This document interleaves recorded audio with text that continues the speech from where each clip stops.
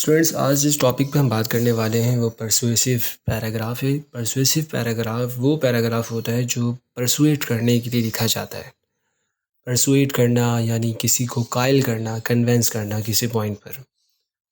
अब ज़ाहिर है कि इसका लफ्ज़ ये बता रहा है कि ये पैराग्राफ ऐसा तो है नहीं जिसके अंदर हम किसी चीज़ को डिस्क्राइब करेंगे, बल्कि हम इस अप्रोच के साथ चलेंगे कि सामने वाला उस चीज़ को जानता है लेकिन वो उस पॉइंट पर कन्वेंस नहीं है।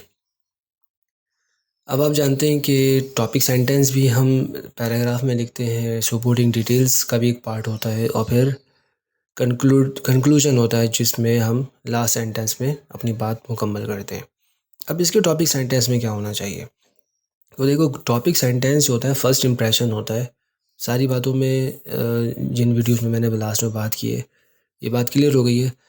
टॉपिक सेंटेंस फर्स्ट इंप्रेशन होता है, यानी फर्स्ट सीन होता है। अगर पहला सीन अच्छा रिकॉर्ड होता है, पहला ही सीन ऐसा है कि वो ऑडियंस को अट्रैक्ट कर ले, उनको कैप्चर कर ले, तो डेफिनेटली वो आगे तक चलेंगे।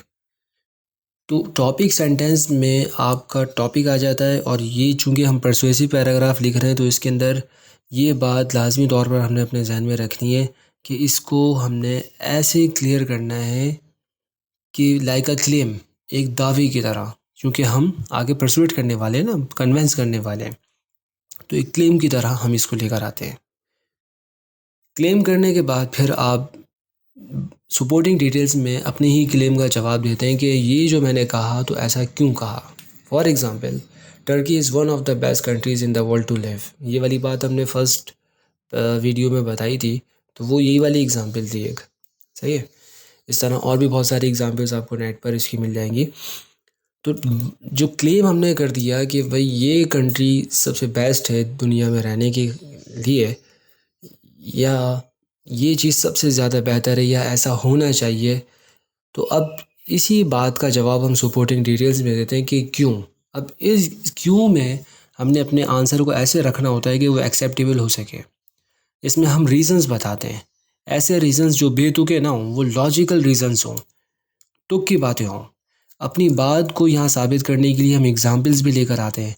हम यहाँ पर ये क्लियर कर देते हैं कि हम फेवर में हैं या अगेंस्ट में हैं। फ़र्ज़ कर लें हम अगेंस्ट में अगर बात कर रहे हैं तो बता देते हैं कि फेवर में बात इसलिए नहीं कर रहा है क्योंकि उसमें ये प्रॉब्लम्स हैं, ये वीक पॉइंट्स हैं, इसलिए अगेंस्ट वाला पॉइंट ज़्यादा इंपॉर्टेंट लग रहा है, ज़्यादा स्ट्रॉन्ग लग रहा है मुझे। It is like a debate, ये एक बहस व मुबासा की तरह है, डिबेट की तरह है। और ये अब जब सारी बातें आप कर लेते हैं तो लास्ट में कंक्लूजन में एक लास्ट इंप्रेशन आप अपने रीडर पर देते हुए जाते हैं, एक आखिरी सीन रिकॉर्ड कर देते हैं कि उसको आपकी बातें याद रहें। तो ये है सारी बातें परसुएसिव पैराग्राफ की। अच्छा, एक बात याद रखिएगा कि परसुएसिव पैराग्राफ को आर्गुमेंटेटिव पैराग्राफ भी कहते हैं क्योंकि हम इसमें आर्गुमेंट करते हैं। इसमें चूँकि हमारा मकसद अपने रीडर को कन्विंस करना होता है, इसलिए हम जितनी बातें लेकर आते हैं वो सारी स्ट्रेट फॉरवर्ड होती हैं, घुमा फिरा के बातें नहीं करते, बिल्कुल क्लियर कट बात करते हैं।